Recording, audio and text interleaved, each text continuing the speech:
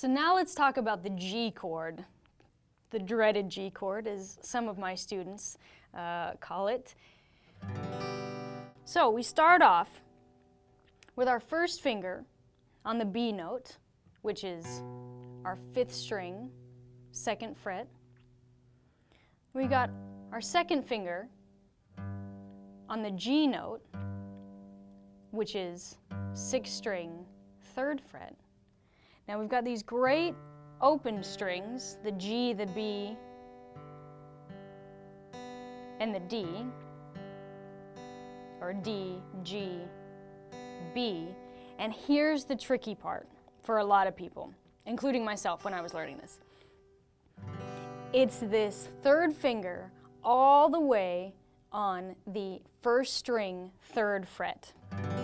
This is a weird one for a lot of people because this stretch is not fun. I'm like talking about it like it's doomsday. It's a great chord. It's a great chord. The key is keeping everything on the tip so that your middle finger isn't rolling over onto the 5th string. Okay?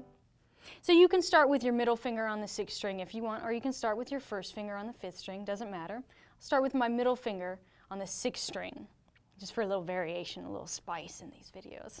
Can you feel the spice? Spice up your life?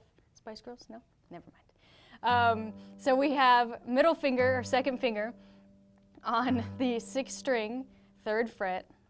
Now we have our 1st finger on the 5th string, 2nd fret. So we've got a G note and a B note. We have the open D, G, and B.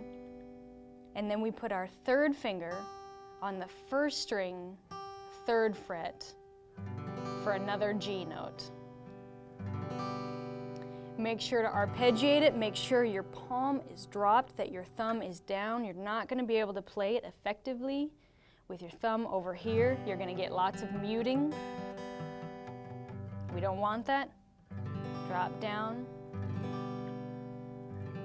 Especially for this one.